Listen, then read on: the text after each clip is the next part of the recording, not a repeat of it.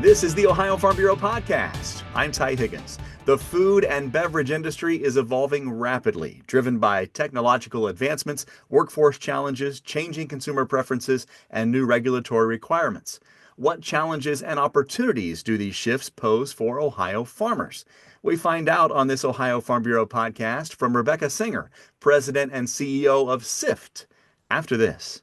At Ag Credit, our loan officers take the time to understand each operation, its needs, and offer the unique financing solutions it deserves. Whether your needs include financing for equipment, livestock, inputs, farm improvements, real estate, or your home, we've got you covered. With a company vision to inspire growth in agriculture and our rural communities, our team members aren't just lenders. They take an active role in their community and are advocates for agriculture. To apply online or find the location nearest you, visit us at agcredit.net.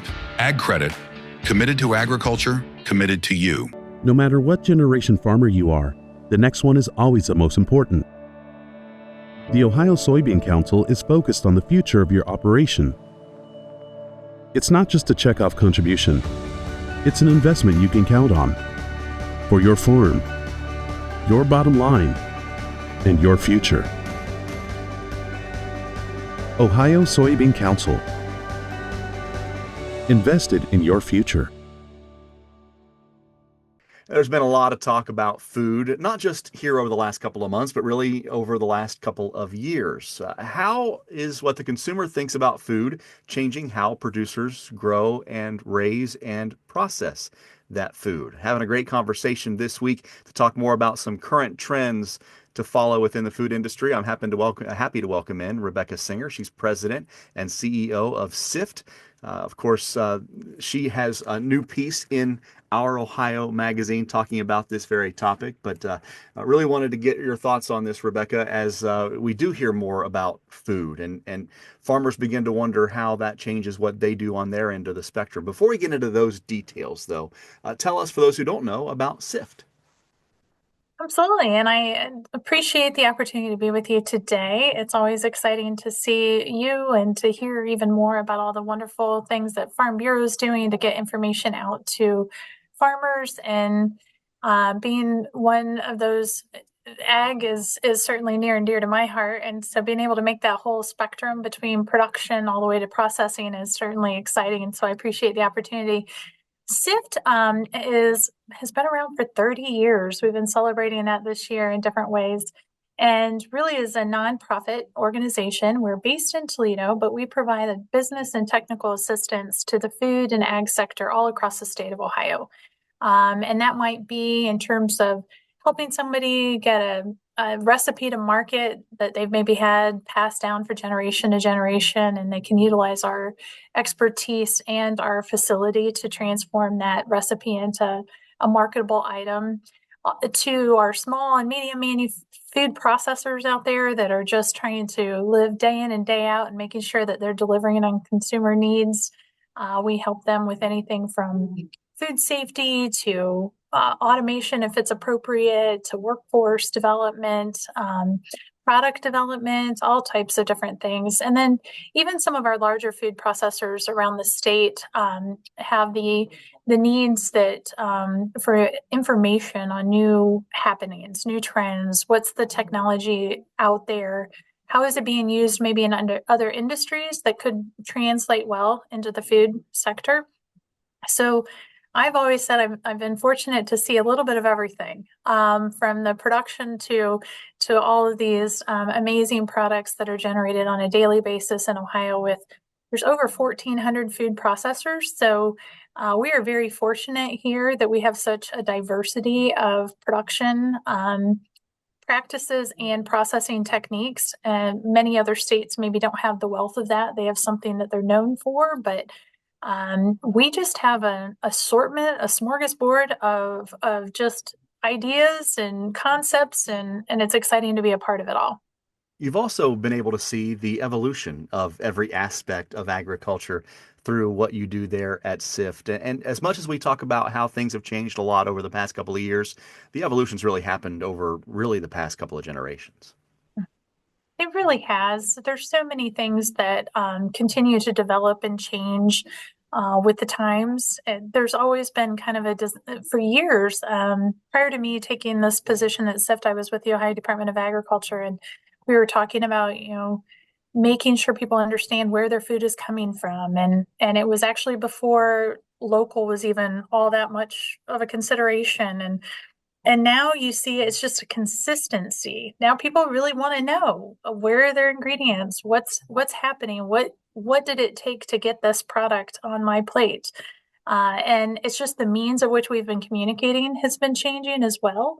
So it used to be enough to be able to say it was made here. Well, now they want to know a little bit more. They want more transparency. They want to know where those ingredients come from. And with the new technology and everyone in their, their devices and all their social media platforms, really are interested in trying to go all the way back to that farmer that produced the key ingredient. That probably would have blown our minds a long time ago when we started talking about just local products, but now it's possible. There's QR codes, there's things that can be added to a label. There's ways that consumers can get the information they're longing for, and it can benefit those that are incorporating that technology. And so it's been interesting to see things that have always been here, just how many twists and turns it takes based on what those consumers are looking for and what the technology can enable us to do. One of the words you really can't get past when having this conversation is transparency. Consumers want more transparency. Regulators want more transparency. What does that mean for our food system as far as that increased demand for traceability and transparency? It really just means us continuing to fine tune how we're doing things. There's been a lot of concerns around recalls and things that you don't want to necessarily hear about. So people want to know that it's safe, and transparency is all about being safe and feeling like you have the information you need to make a good informed decision. So from a regulatory perspective, there's been food traceability rules. There's been the implementation of the Food Safety Modernization Act, various different types of things that have been just implemented to try to continue to strengthen our focus on that. And from a consumer's perspective, they really just, again, want to have that confidence. And I think we've always been so fortunate that we do have such a solid, safe, secure food system overall that people want to know that that continues, and they want to dig a little deeper. It's almost like I'm kind of put it up to being able to be a fan of a particular type of product because of all the information it shares. And it's not enough just to put out this best tasting item anymore. It's carrying that story, carrying that message, being transparent on how it was made and what practices were used. And so on one hand, you got the regulatory side that's really pushing to make sure these things are in place, but you also have the consumers that really strongly demand it and desire it. Almost as quickly as that consumer interest is moving is technology in the food space. AI already finding a prominent place in food production and processing. What are we seeing in the automation, robotics in the processing of our food these days? Seeing a lot of things. So to start with, AI is fairly new, and some people are a bit intimidated and can not exactly sure what to believe and what to do. And we talk about transparency, and then we talk about this technology that's coming at us at such a pace that you want to know how to use it and you want to do it properly, but yet you want to protect your information. But there's some really, really beneficial places where AI has already been showing itself to be valuable for our food sector. One is just in visualization and being able to sort produce or whatever is coming in that's in a raw state. When you would normally have to have people standing there doing this type of thing, if you can implement AI and it's doing it much more quickly and it's efficient and effective, but it's also capturing data at the same time so you can make improvements, maybe on a new variety or a new technique that you're growing so that it is a consistent item coming through. That's incredibly impactful. Also in predictive maintenance, it's kind of one of those things that we take for granted. When everything's running, things are running and it's great. But then all of a sudden something breaks down, and it will always probably be at the most inopportune time just the way things happen. And so being able to utilize AI to try to do some predictive maintenance, and it can anticipate when something might be about to go wrong, huge benefit, because then you're not shutting down a line right at the wrong time. You're able to see something and address it early. And then the other one that we're really seeing more of is the product innovation side of things. AI can kind of be out there and scrubbing and seeing what consumers are thinking about. Are they suddenly very interested in kale in a different way? And how can you incorporate that information into your product? It's almost like it's a constant consumer testimonial focus group, everything all rolled together, where it's just kind of looking at what those trends are. And sometimes it is a trend and it just comes and goes, but other times you see a lot of repetitiveness in it. And so if that begins to happen, you may want to consider doing a product that mimics that. So there's a lot of places where it really has been proven to be valuable in its early uses within the food sector. I think when it comes to robotics, we're going to see some things continue to change there too. We always say, the place for robotics is when it's that repetitive task, when it's that something that it's so hard to find a person that's willing and wanting to do it, and it may even be problematic for somebody to stand there and do it all the time. How and when can we incorporate robotics into that picture and equation so that we can elevate a person into a different role? And so anytime that we're able to do those things, it's just going to continue to improve our efficiency, improve our effectiveness, ultimately probably impact our safety of our people and our products and our food overall. Yeah, and you're right. Food safety is a product of the technology, of the transparency, of the regulations. And it remains a top priority, obviously, for us as producers, but also consumers as well. How strict are food safety and compliance requirements now than they were, let's say, 10, 20 years ago? As I mentioned, like the Food Safety Modernization Act and other things, there has been an increased emphasis around it. Um, there's always been a concern. You've always wanted to make sure that these products were safe. Every food processor out there has been wanting to do that. But what we've seen kind of happen over the years is just continuing to elevate the emphasis. So what maybe used to be where you had a person in charge, maybe a quality control person, a person that was overseeing this in your food safety plan, it's really now becoming more of developing an entire company culture where everyone plays a role and everyone has an attention to the details to make sure that there's nothing that could slip through the cracks, that there's no potential contamination, that there's no you know transferring of products in a place where it shouldn't be. And it's becoming this culture. And I think that was hopefully what we're going to continue to see develop over the years and move us forward. There's a lot more emphasis. There are higher standards. Well, one person's not going to be able to keep up on that entirely when you have a full facility. So you need to have everyone understanding how what they do impacts it. And then you're going to continue to see more and more testing, more record keeping, more documentation, which again, there's an AI opportunity there to be able to monitor that and keep track of it and see trends. Are there particular shifts or are there particular products that seem to be a bit more problematic? And how can we go in there and figure out the root cause of the issue to be able to remedy it? So all of those things are going to continue to really enhance food safety. And so I would say we're seeing it more and more than what we used to, but I think it's just in different ways. And I think it's in ways that are for the better. When you can really get everybody within a production facility understanding how they impact food safety on a daily basis, we're set for some good things to come in the future. When I was much younger, I worked in retail, and I'll never forget being told that the customer is always right. Consumer preference is directly influencing how food is being produced. What type of changes are coming for consumer-driven manufacturing? It's funny, I was in the retail environment too, and I heard that over and over and over again. The consumer's always right, right? Um, and those consumers are pretty challenging. I'm not gonna lie. They change their minds on things. They are influenced by different whether it's social media, whether it's family, whether it's friends, whether it's the latest thing that they can read about, and it might be a dietary preference that they have to do, or maybe it's something they just want to try so that they can lose a few pounds. And it sounds like a really cool idea. Um, they still want convenience, I believe, because we all live busy lives and we're doing so many different things, but they also don't want to compromise quality. And that hasn't always been hand in hand. You know, you take the convenience, but you recognize it might not taste exactly like if you made it at home.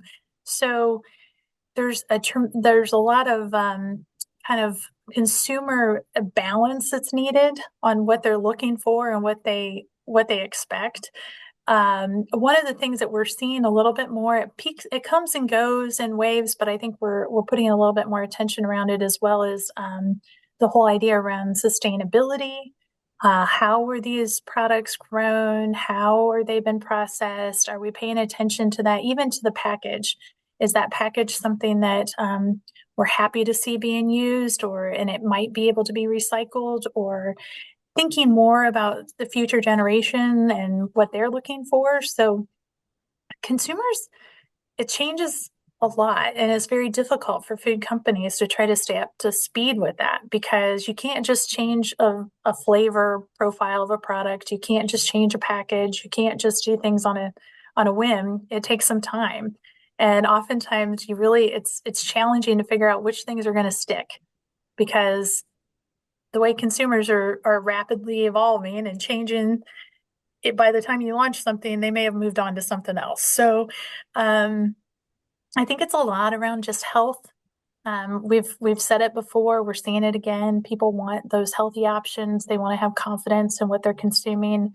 They want to know or feel like they're making good choices, even if they cheat a little bit on the weekends or whatever. They want to make sure that they have an assortment of different things to choose from. And so that can be a benefit to food companies as they try to tap into that. And it can also be a constant evolving door of what do we do next, to try to even kind of guess what is coming down the pipe with the customers. So you never know. I guess that's what makes us keeps us interested and creative in what we come up with to try to meet those consumer preferences.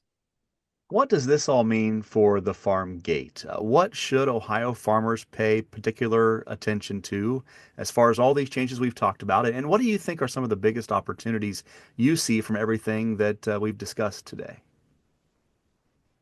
From my perspective, I think farmers really would benefit from paying attention to the traceability component, whether it's required from a regulatory perspective or whether it just comes from the consumer. That traceability isn't going to go away. People are going to continue to want to know, where are their ingredients, where are their products, where is this coming from?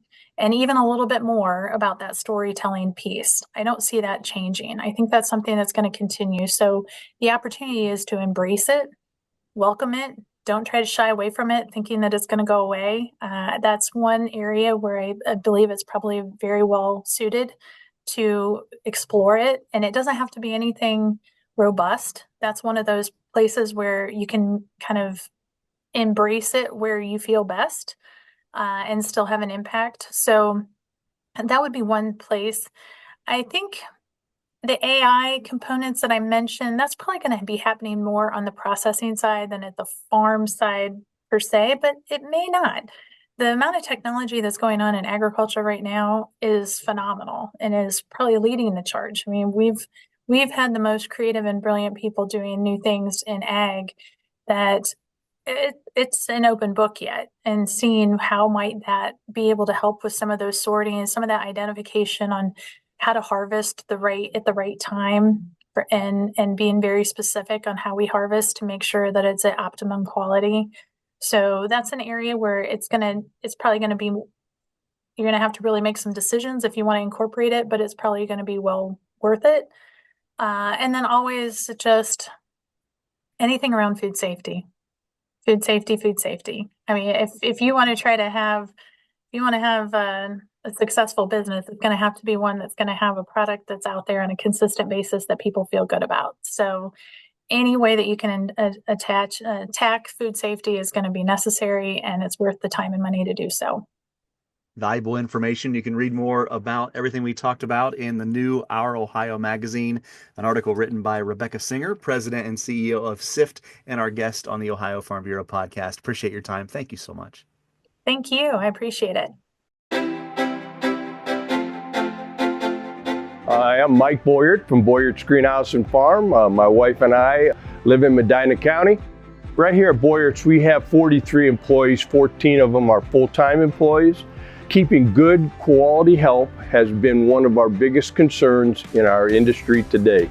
Through the health benefits plan, which was one of the issues we were trying to find a solution for, to help provide health coverage for these families, these young families in our industry, so we can keep them. You can't ask for a better program than the Ohio Farm Bureau Health Benefits Plan when it comes to the health benefits for each and every individual. It makes me go to bed at night feeling that I have a greater advantage than the guy down the road because I'm providing these tools to these young folks, and I know they're going to stay. Learn more about the Ohio Farm Bureau Health Benefits Plan at ofbhealthbenefitsplan.org. As the nation's #1 insurer of farms and farm families, Nationwide has long been a reliable resource for rural America. And while the current surge of data, technology, and globalization promises incredible growth potential, each new opportunity is shadowed by rising threats like security breaches, GMO contamination, and supply chain failures. This business is about adapting. It demands a protector just as forward-minded. It demands Nationwide. Welcome back to the Ohio Farm Bureau podcast. I'm Ty Higgins. There's a new initiative designed to strengthen Ohio's veterinary workforce, public health, and the agricultural economy. To talk more about this effort, let's bring in the Dean of Ohio State University's College of Veterinary Medicine, Dr. Rustin Moore. Dr. Moore, great to see you. Welcome to the podcast. Thanks so much, Ty. Great to see you as always. So before we get into the details of the Protect Ohio initiative, OHIO standing for One Health in Ohio, let's set the foundation about what we're really visiting about today. Why is veterinary medicine so critical to Ohio agriculture's success? Well, that's a great question, Ty. First of all, veterinarians are critical to the health, well-being, and production of livestock and poultry, and they play a vital role in safeguarding both individual animals as well as flocks and herds from serious diseases that could decimate Ohio's $125 billion agricultural industry. For example, highly pathogenic avian influenza, or known as H5N1 or bird flu. That's one example of a disease that can wipe out an entire flock of layers, turkeys, or other poultry. And within the last year, as you unfortunately know, has caused disease, decreased production and death in dairy cattle, as well as infected many other species of wild and domestic mammals, and has spilled over into people. So veterinarians are really the first line of defense for diseases like this, as they provide surveillance and early detection to mitigate the spread and to limit outbreaks. As I mentioned, you lead Ohio State's College of Veterinary Medicine there in Columbus. So how does your college support the needs of the ag industry across the state? Well, as Ohio's only College of Veterinary Medicine, we help support and protect the state's agricultural industry through education and preparation of the next generation of veterinarians. We provide continuing education to practicing veterinarians and outreach to farmers and farm workers and others around health maintenance and disease prevention. The best preventive programs are those that if you don't see any disease, that means they were effective. So it's, when you talk about prevention, you're trying to prevent things from happening. And the college conducts meaningful research to safeguard these agricultural animal health and protect against the disease outbreaks. And then finally, our hospital for farm animals, our Gallbirth Equine Center, and the large animal services at Marysville provide care for agricultural animals and horses in our hospitals and on farms across Ohio. Seems that every sector of agriculture has its challenges, yours not excluded. So what are some of the most urgent challenges you see in Ohio's rural veterinary landscape right now? Well, currently, and for some time in rural Ohio and in probably close to 500 counties across the United States, there has been and continues to be a shortage of veterinarians, especially those who provide care for livestock, poultry, and horses. This makes farmers particularly vulnerable and at risk of decreased production and loss of animals, or potentially entire herds or flocks, as I said earlier, which creates a significant risk for disease outbreaks that result in severe economic losses, which really create major hardships, not only on the farmers, but their families in those communities.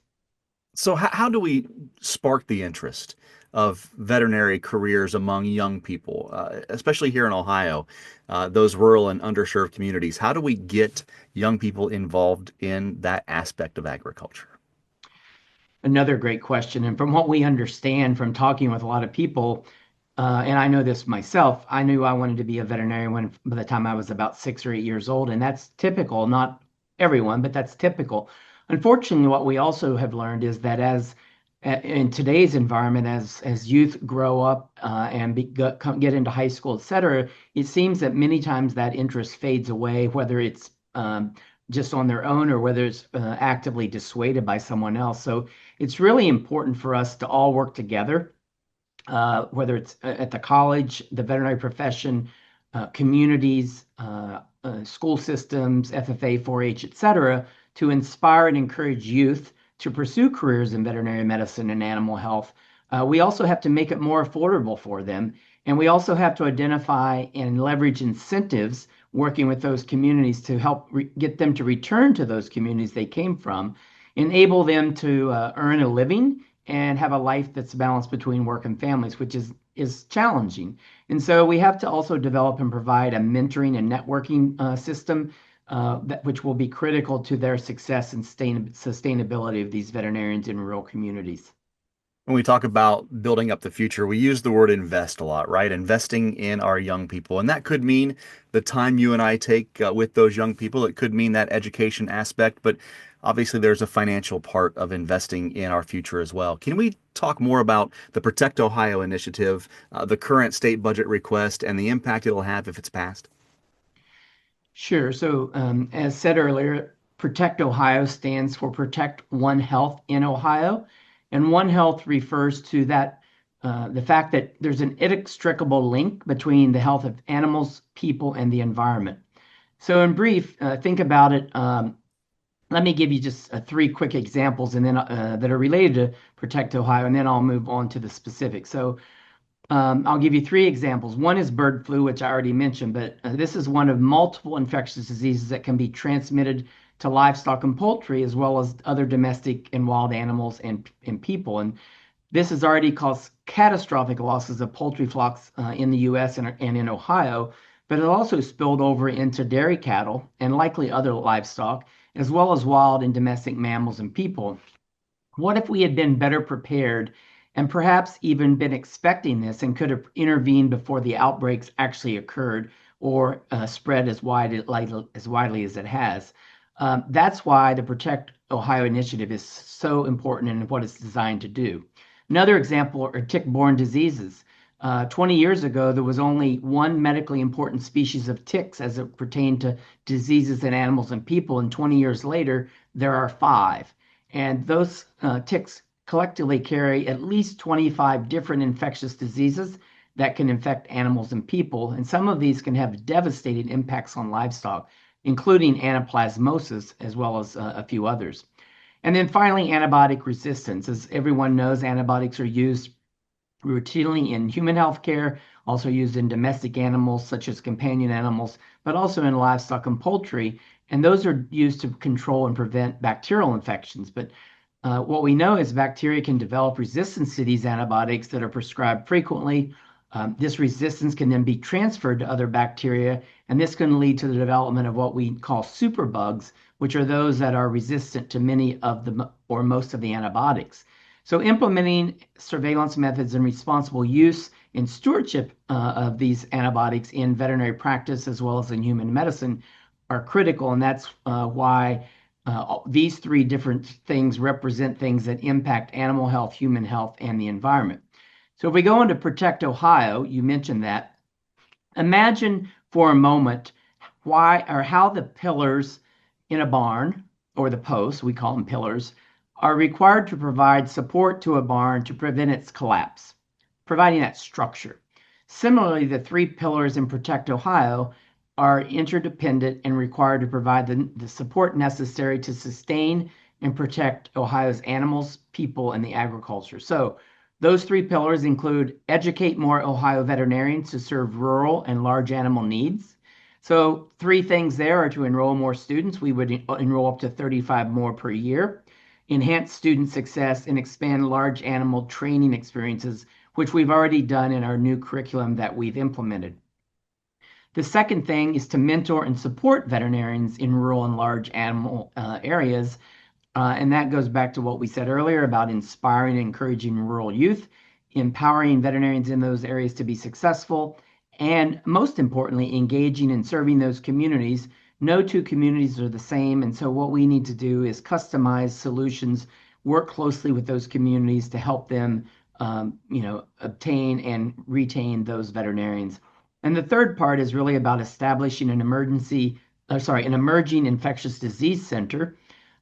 Emerging or re-emerging infectious diseases are those diseases that continually occur or reoccur in livestock or other animals, but sometimes can again spill over into people.